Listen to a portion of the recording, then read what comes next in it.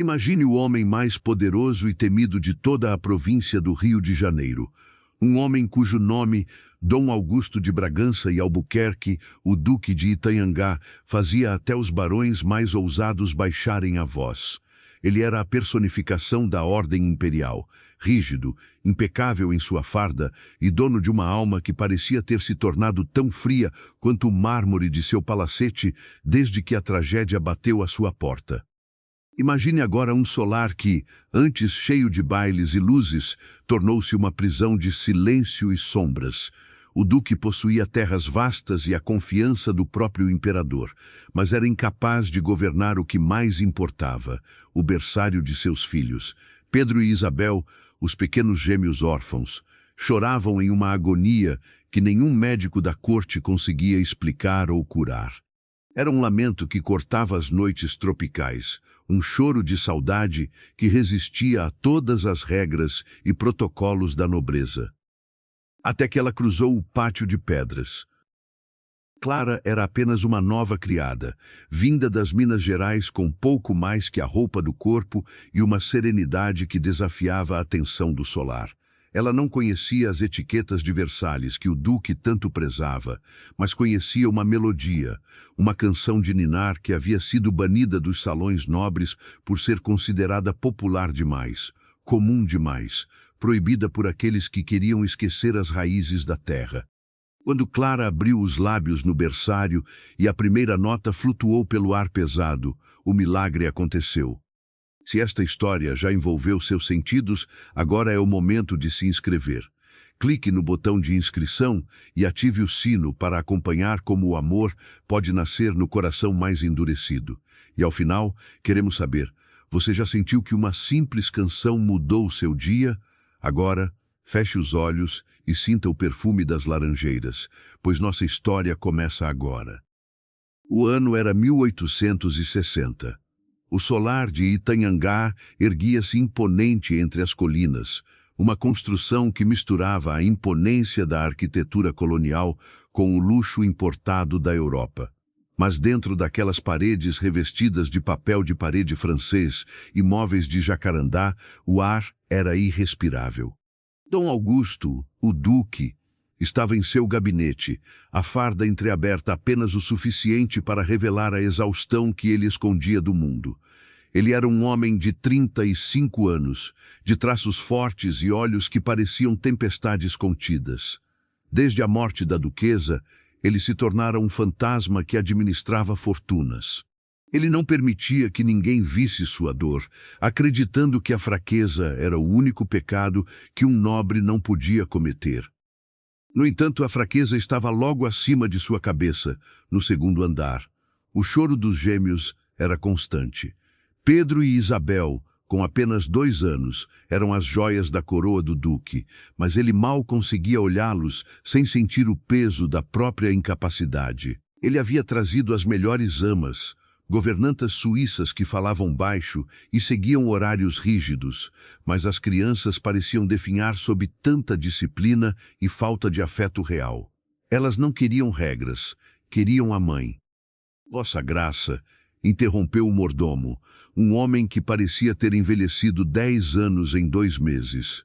A substituta para a cozinha chegou. Ela diz que também pode ajudar na limpeza do andar superior. O nome é Clara, enviada pela família de Minas. Augusto apenas acenou com a mão, sem desviar os olhos dos documentos. Que ela trabalhe e que não faça barulho. Clara entrou na casa pela porta dos fundos, mas trazia consigo uma luz que não combinava com o ambiente fúnebre do solar. Ela tinha a pele clara, beijada pelo sol das caminhadas, e olhos que observavam tudo com uma inteligência mansa. Enquanto as outras criadas andavam cabisbaixas, com medo de atrair o olhar severo do duque, Clara movia-se com uma dignidade natural, como se soubesse que cada poeira removida era um passo para trazer vida de volta àquele lugar. Naquela noite, a tempestade lá fora parecia espelhar o caos dentro do berçário. Pedro e Isabel gritavam em uníssono, um som de puro desespero que fazia os nervos de Augusto vibrarem.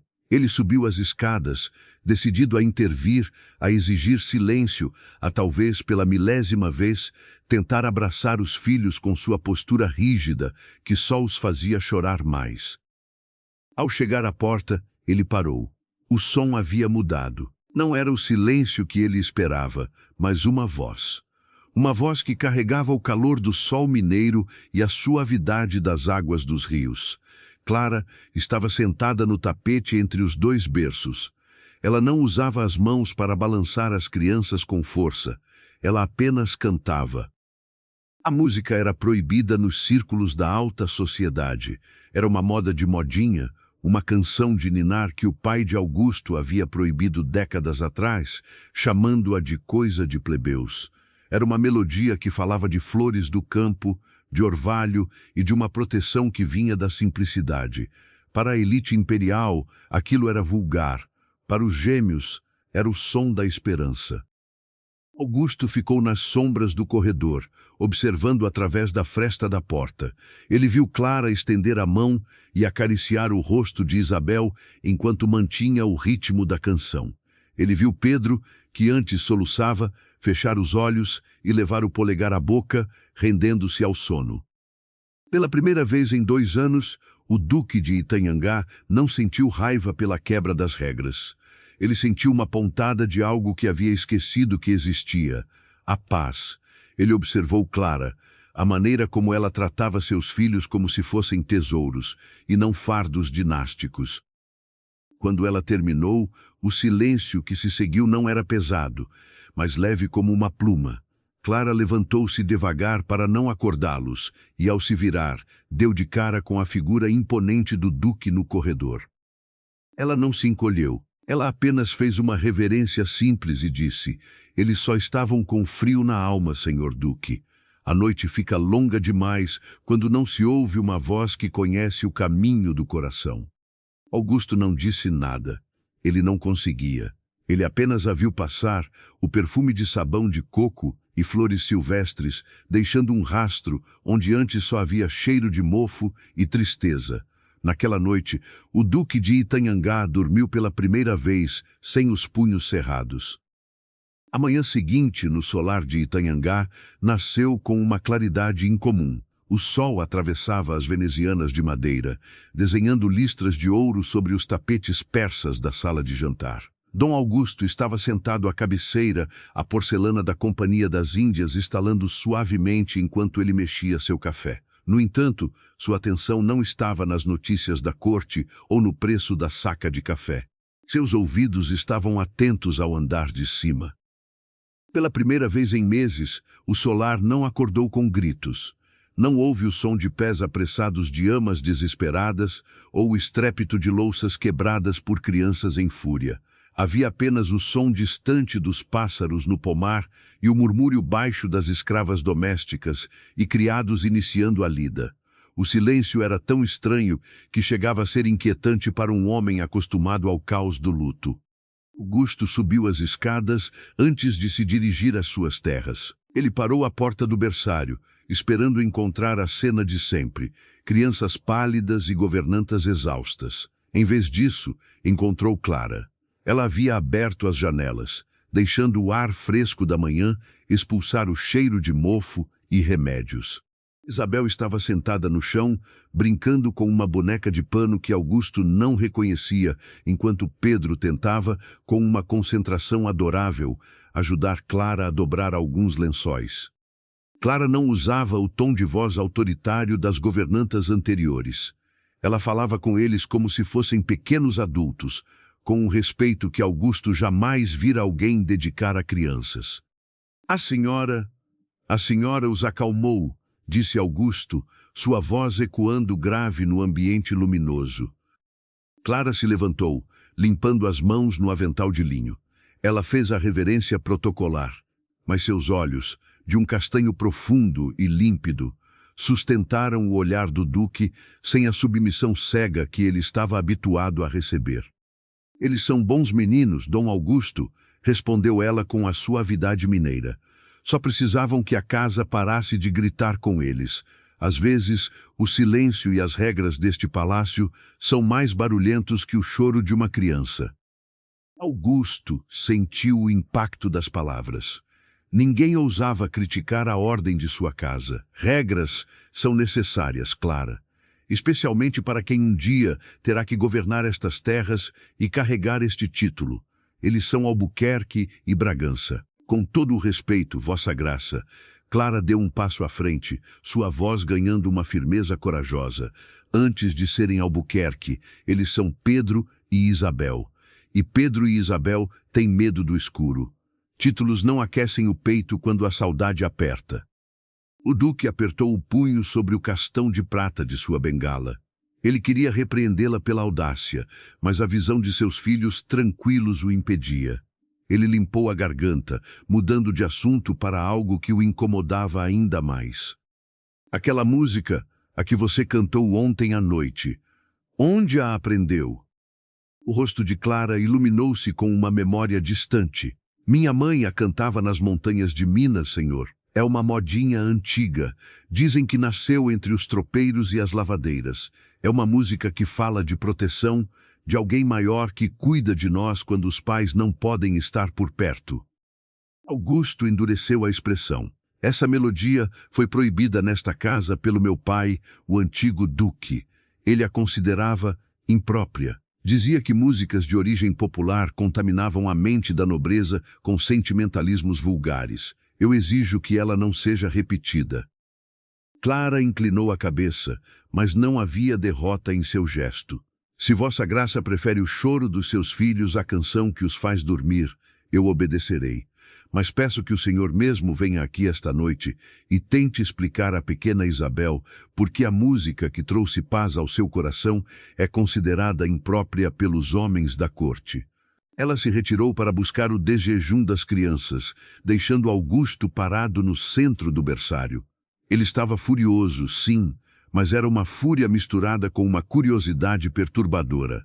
Clara era apenas uma criada, mas possuía uma clareza moral que o fazia sentir-se pequeno dentro de sua própria farda. Ao longo do dia, o duque tentou focar em seus negócios, mas a imagem de Clara no berçário não o abandonava. Ele começou a notar pequenos detalhes, a maneira como ela cuidava das flores secas nos vasos, como ela conversava com os outros criados sem distinção, e como a presença dela parecia estar, aos poucos, removendo o véu de tristeza que cobria o solar de Itanhangá. Augusto sempre acreditara que a autoridade era exercida pelo medo e pelo respeito à hierarquia. Clara, no entanto, exercia uma autoridade diferente, a autoridade da compaixão. E, para sua surpresa, ele se viu voltando para casa mais cedo naquela tarde, não para conferir os livros de contabilidade, mas na esperança de ouvir, nem que fosse por um segundo, o som daquela voz novamente. O romance, embora ainda não nomeado, começava a tecer seus fios invisíveis. Não era um desejo carnal ou apressado, mas uma admiração silenciosa que nascia do contraste. Ele, o Duque de Ferro, prisioneiro de suas próprias muralhas. Ela, a criada simples, livre dentro de sua própria fé e verdade. Naquela tarde, ele a encontrou na biblioteca, tentando alcançar um livro na prateleira mais alta enquanto segurava Isabel no colo. Augusto aproximou-se em silêncio e, com sua estatura imponente, alcançou o volume para ela. Suas mãos se tocaram por um breve segundo sobre o couro do livro. O contato foi como um choque elétrico para o duque. A pele dela era quente, viva, real. É um livro de poesias, observou ele, surpreso. Você sabe ler? Sim, senhor. Meu pai era um mestre-escola em Vila Rica antes de partirmos. Ele dizia que a palavra é a única riqueza que ninguém pode roubar de nós. Augusto olhou para Clara e, pela primeira vez, não viu apenas a criada que cuidava dos gêmeos. Viu uma mulher cujas camadas eram mais profundas do que qualquer dama que ele conhecera nos bailes do Rio de Janeiro. E enquanto Isabel ria nos braços de Clara, o duque percebeu que o solar de Itanhangá estava mudando e ele, talvez, estivesse mudando junto. 3 semanas haviam se passado desde a chegada de Clara. e o solar de Itanhangá já não parecia a mesma tumba de mármore.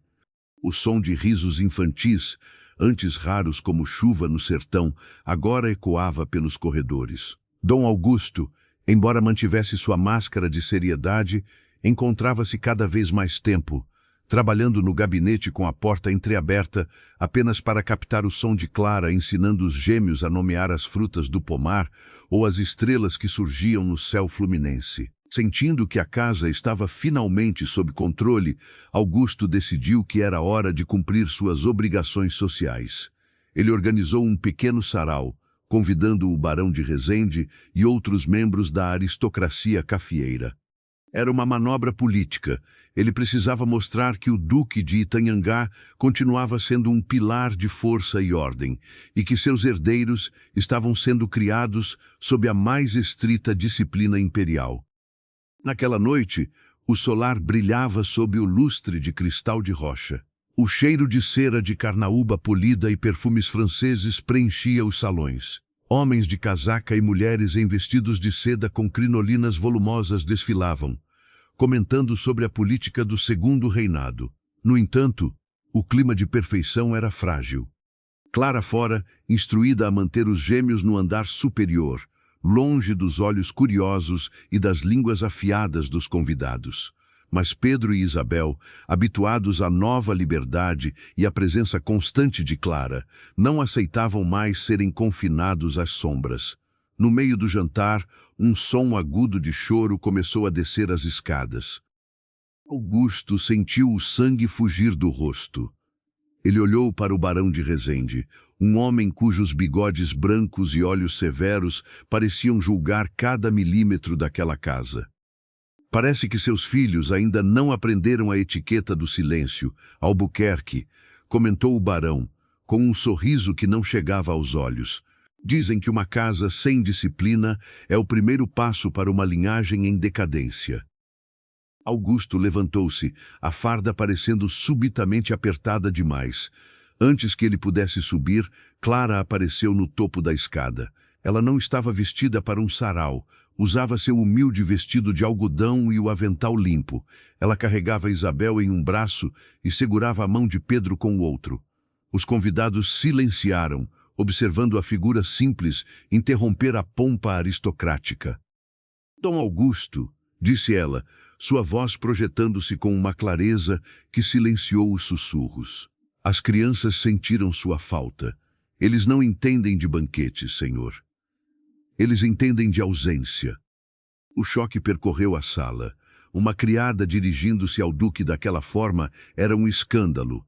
Augusto caminhou até a base da escada, seus olhos faiscando entre a fúria e o embaraço. Mas, ao olhar para Clara, ele não viu insolência. Viu um desafio silencioso. Você vai escolher a imagem que vende para esses homens ou a paz dos seus próprios filhos? Leve-os de volta, Clara, ordenou Augusto, mas o tom não era de comando absoluto, era quase um pedido de socorro. Os gêmeos, assustados com a multidão de estranhos, começaram a soluçar mais forte. Foi então que, sob o olhar de toda a elite da província, Clara fez o impensável. Ela não se retirou em silêncio humilhado. Ela começou a cantarolar. Era a canção proibida, a modinha de Minas. Aquela melodia que falava de um Deus que se importa com os pequenos, uma música que cheirava a terra e liberdade. O Barão de Resende largou o talher com um estrépito. Essa música de senzala e plebe no solar de Itanhangá? Isso é uma afronta à memória de seu pai, Augusto. Clara parou a música, mas não desviou o olhar. A música não pertence à senzala ou à corte, senhor barão. Ela pertence a quem tem ouvidos para ouvir a paz. Se as leis deste solar proíbem o som que acalma uma criança órfã, então talvez estas leis precisem ser reescritas. O silêncio que se seguiu foi absoluto. Augusto sentiu o peso de gerações de Albuquerque sobre seus ombros. Ele olhou para o barão, para os convidados indignados e, finalmente, para Clara. Ele viu a mão dela tremer levemente, apesar da voz firme. Ela estava arriscando tudo, seu emprego, sua segurança, por Pedro e Isabel, e por ele. O sarau está encerrado, declarou Augusto subitamente, sua voz como um trovão. Como disse, engasgou o barão. Meus convidados estão cansados e minha governanta tem razão, disse Augusto, subindo os primeiros degraus. Meus filhos têm necessidade da minha presença, e não de um banquete que celebra apenas o meu orgulho. Boa noite a todos. Foi o maior escândalo da história do solar, mas, enquanto os convidados saíam apressados entre murmúrios de indignação, Augusto não se importou. Ele subiu as escadas e parou diante de Clara. Os gêmeos já estavam se acalmando, os soluços dando lugar a respirações tranquilas. Ele estendeu a mão e, pela primeira vez de forma deliberada, tocou o ombro de Clara. Foi um toque breve, mas carregado de uma gratidão que ele nunca saberia transformar em palavras. Você é a mulher mais corajosa e mais teimosa que já conheci, Clara das Minas, murmurou ele. E o senhor, Dom Augusto, é o homem mais solitário que já conheci. Respondeu ela com uma tristeza doce, mas não precisa ser assim. O senhor não precisa ser de ferro o tempo todo. Eles ficaram ali, no topo da escada, sob a luz dos candelabros que começavam a se apagar, o duque e a criada, o homem que possuía tudo e a mulher que possuía apenas a verdade. O romance puro florescia naquela troca de olhares, uma promessa silenciosa de que as regras do mundo já não tinham o mesmo poder sobre eles. Naquela noite, Augusto não foi para o seu quarto. Ele sentou-se na poltrona do berçário enquanto Clara colocava as crianças para dormir. Ele a observou mover-se como um anjo de misericórdia naquele ambiente e percebeu que a canção dela não era apenas para os gêmeos, era para ele. Era o convite para que ele finalmente deixasse a armadura cair e permitisse que a vida, em toda a sua simplicidade e beleza, voltasse a florescer em seu coração. Augusto fechou os olhos e, pela primeira vez em muitos anos, fez uma oração. Não uma oração decorada em latim, mas um pedido sincero de um homem que acabara de descobrir que a verdadeira nobreza não está no sangue, mas na capacidade de amar o que é simples. O escândalo do sarau espalhou-se pela província como fogo em palha seca. Nos dias que se seguiram, o solar de Itanhangá experimentou um novo tipo de isolamento. Se antes o silêncio vinha do luto, agora vinha do desprezo da aristocracia.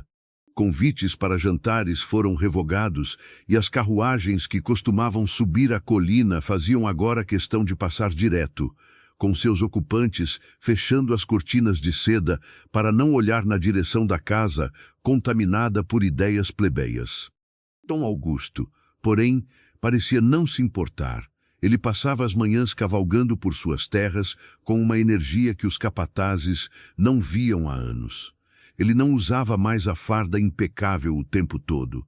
Às vezes, era visto apenas com uma camisa de linho e botas de montaria, parecendo mais um homem do que um monumento.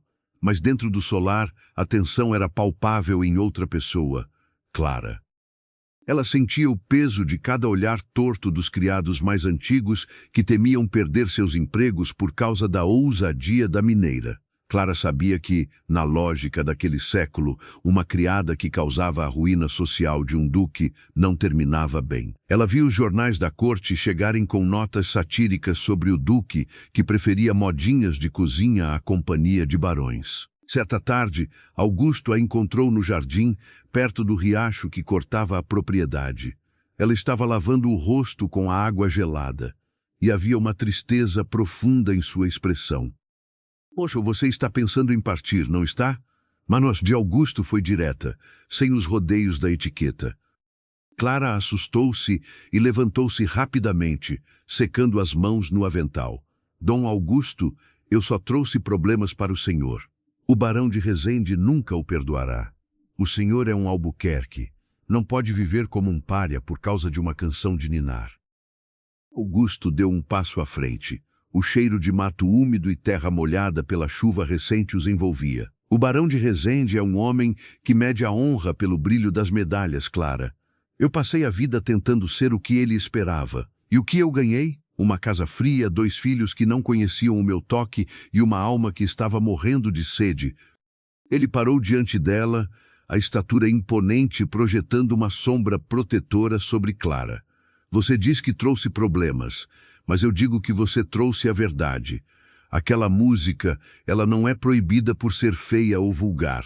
Ela é proibida porque lembra aos homens como nós que somos feitos de carne, osso e carência. Ela nos lembra que não somos deuses. Clara olhou para ele, e Augusto viu uma lágrima solitária escorrer pelo rosto dela. O Senhor perderá seu lugar na corte. Mas que perca! Augusto exclamou, e pela primeira vez ele sorriu. Não um sorriso contido, mas um sorriso de libertação. Eu descobri que prefiro jantar em silêncio com meus filhos e ouvir você cantar do que rir das piadas cruéis do barão sob a luz de 1000 velas. Clara, eu nunca fui livre, nem quando comandava batalhões. Eu comecei a ser livre no momento em que você desafiou a minha autoridade com aquela melodia. O romance puro entre eles não precisava de declarações poéticas rebuscadas. Estava no jeito como Augusto agora respeitava o espaço dela, como se Clara fosse uma soberana de um reino que ele acabara de descobrir. Ele não a via como uma conquista, mas como um refúgio.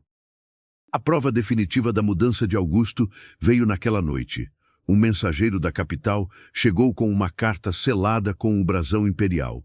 Era um chamado para uma audiência com o próprio imperador, Dom Pedro II. O assunto: a conduta do Duque de Itanhangá e os rumores de que ele estaria abrigando elementos subversivos em sua casa, uma referência direta a Clara e sua influência sobre os herdeiros. Augusto leu a carta e, em vez de empalidecer, sentiu uma calma profunda. Ele chamou Clara ao seu gabinete. Pela primeira vez, ele a convidou a sentar-se em uma das cadeiras de veludo, um gesto que rompia definitivamente a barreira entre patrão e empregada.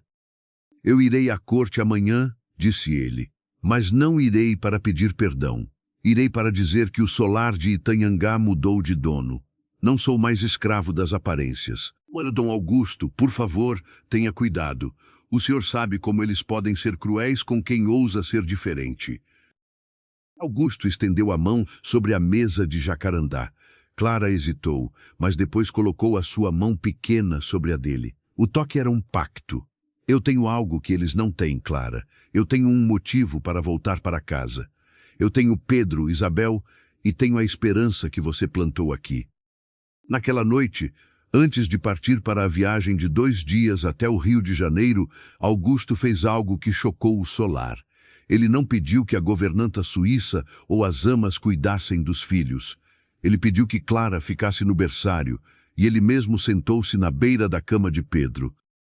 Milos demais Cante para eles. Clara, pediu ele baixo. Cante aquela música. Eu quero levá-la na minha memória durante a viagem.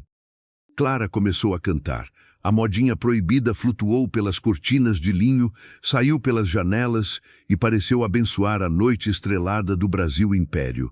Enquanto ela cantava, Augusto observava o perfil dela à luz das velas. Ele percebeu que a beleza de Clara não vinha de joias ou adornos, mas da luz interior que ela carregava. Ele sentiu um desejo profundo de protegê-la, de honrá-la, não como uma distração passageira, mas como a mulher que havia resgatado sua humanidade. Augusto partiu ao amanhecer. Clara ficou para trás, cuidando do solar e das crianças. Ela sentia a falta dele como uma presença física. Cada vez que olhava para a cadeira vazia dele na mesa de jantar, seu coração apertava. Ela orava constantemente, pedindo proteção para o homem que estava enfrentando o mundo por causa dela. O solar, enquanto isso, parecia prender a respiração. Os criados sussurravam nos cantos. A notícia da audiência com o imperador havia vazado. Todos sabiam que o destino de Itanhangá estava sendo decidido em um gabinete no Palácio de São Cristóvão. 3 dias depois, o som de cascos de cavalo subindo a colina quebrou o silêncio da tarde. Clara correu para a varanda. Augusto estava de volta. Ele parecia exausto, a farda coberta pela poeira da estrada, mas seus olhos brilhavam. Ele desmontou e, ignorando o protocolo que exigia que ele entrasse primeiro, para que os criados lhe tirassem as botas, ele foi direto para onde Clara estava. O imperador, o que ele disse? Clara perguntou, com a voz falhando. Augusto parou diante dela. Ele respirou fundo, o cheiro de jasmim do jardim misturando-se ao suor do cavalo. Ele me perguntou por que eu havia encerrado o sarau e insultado o barão. Eu respondi que um homem que não consegue proteger a paz de seus filhos não é digno de carregar nenhum título. Eu disse a ele que a verdadeira música do Brasil não está nos salões de ópera, mas nas vozes que cuidam da alma do nosso povo. Menos. E o que ele fez? Ele riu, Augusto sorriu, um sorriso cheio de alívio. O imperador é um homem sábio, Clara. Ele disse que Itanhangá precisava de mais vida e menos mármore. Ele manteve meu título, mas me deu algo muito mais precioso, o direito de ser quem eu sou dentro da minha própria casa. Augusto deu um passo à frente, diminuindo a distância entre eles até que Clara pudesse sentir o calor do seu corpo. Mas eu disse a ele que precisava de uma última coisa para que o solar fosse realmente um lar. Nino, o quê? Sussurrou ela. Augusto não respondeu com palavras. Ele olhou para o berçário lá em cima, onde os gêmeos agora brincavam tranquilos, e depois voltou seus olhos para Clara. O romance entre eles, puro e sagrado, selou-se naquele momento com uma promessa silenciosa. Ele não precisava mais de criadas no berçário. Ele precisava de uma presença que fosse o alicerce de sua nova vida. A transformação do solar de Itanhangá estava completa. Onde antes reinava o silêncio gélido do mármore e o protocolo vazio, agora pulsava a vida. Dom Augusto, o Duque de Ferro, havia finalmente deposto suas armas diante da simplicidade e da fé de uma moça que não possuía nada além de uma melodia e um coração corajoso. Os meses que se seguiram ao retorno de Dom Augusto da corte foram os mais curtos e luminosos da história do solar de Itanhangá. O escândalo que a aristocracia tentou alimentar acabou morrendo por falta de combustível.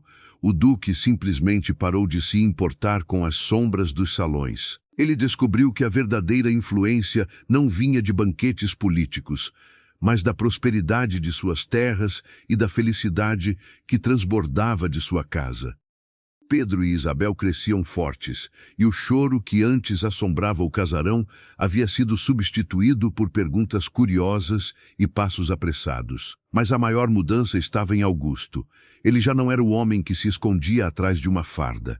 Ele se tornara um pai presente e um homem que, embora mantivesse sua dignidade, tinha agora um brilho de ternura no olhar que apenas Clara conseguia despertar.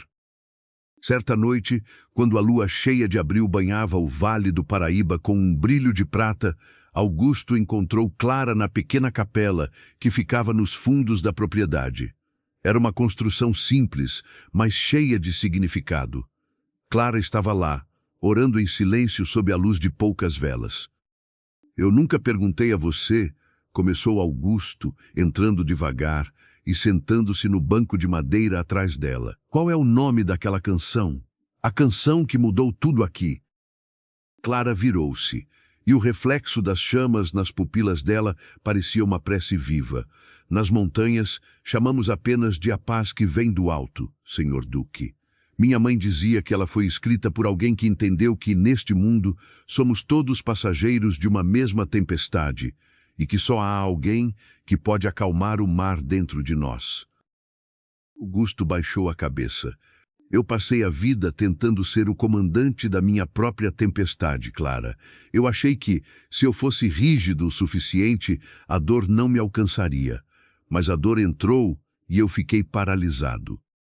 O senhor tentou carregar o mundo nos ombros. Dom Augusto, disse ela, aproximando-se e sentando-se ao lado dele, mantendo a distância respeitosa que o romance puro deles exigia. Mas o mundo já tem um dono, e ele não usa fardas de ouro. Augusto olhou para o altar simples. Eu disse ao imperador que a música de Itanhangá havia mudado, mas eu ainda não disse a você o que isso significa para o meu futuro. Ele respirou fundo, e pela primeira vez, Não havia medo em sua voz. Clara, eu não posso mais aceitar que você seja a criada deste solar. Não porque eu deseje outra governanta, mas porque este lugar não faz mais sentido sem você ao meu lado. Não como alguém que serve, mas como alguém que governa comigo. Não pela força, mas pelo amor. Clara sentiu o coração falhar uma batida. O Duque de Itanhangá estava quebrando a última e mais rígida regra do império, o abismo entre classes. O senhor sabe o que dirão, sussurrou ela. Dirão que o Duque enlouqueceu de vez. Então que digam que a minha loucura foi o que salvou a minha vida. Augusto estendeu a mão, a palma para cima, em um convite solene. Clara das Minas, você aceitaria ser a duquesa deste solar?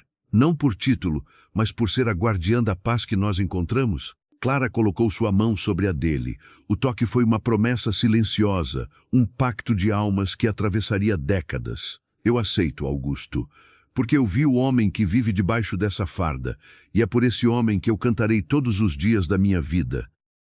Anos depois, as pessoas ainda falavam do Duque de Itanhangá e de sua esposa mineira. Contavam como o solar se tornou um refúgio para os necessitados e como as crianças da região eram ensinadas por uma duquesa que conhecia o valor da leitura e da caridade. Pedro e Isabel tornaram-se nobres respeitados, mas conhecidos pela humildade que aprenderam no colo de Clara. O romance deles foi um farol de pureza em um século de aparências. Eles se amaram com o olhar, com o respeito e com a oração constante. E a canção proibida? Ela nunca mais foi proibida. Ela se tornou o hino do solar, lembrando a todos que a verdadeira paz não vem do poder humano, mas de uma fonte muito mais alta. Muitas vezes, em nossa própria vida, nós nos sentimos como Dom Augusto, prisioneiros de nossas próprias muralhas, tentando silenciar o choro de nossas almas com as fardas do orgulho, do trabalho ou das conquistas materiais. Achamos que a rigidez nos protegerá da dor, mas apenas nos tornamos estátuas frias em um palácio vazio. A história de Clara e Augusto nos ensina que o choro só cessa quando deixamos a melodia proibida entrar. Essa melodia é a voz de Jesus. Ele é o verdadeiro príncipe da paz, aquele que não olha para títulos, riquezas ou para o nosso passado. Jesus entra em nossas mansões de sombras e sussurra ao nosso coração que não precisamos mais lutar sozinhos. Assim como os gêmeos se acalmaram ao ouvir uma voz de amor, você também pode encontrar descanso hoje.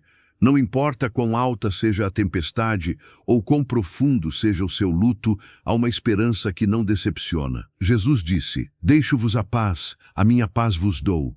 Não vô-la dou como o mundo a dá. Que essa paz, que excede todo o entendimento, encontre abrigo no seu coração hoje, transformando sua dor em uma canção de vitória. Se esta jornada no Brasil Império tocou sua alma, se você sentiu a emoção de cada nota da canção de Clara, não se esqueça de compartilhar este vídeo com alguém que também precisa de um milagre de paz hoje. Inscreva-se para mais histórias que alimentam a esperança e comente, queremos saber o que mais te tocou nesta história. Obrigado por estar conosco. Que a luz do Senhor brilhe sobre o seu lar. Até a próxima história.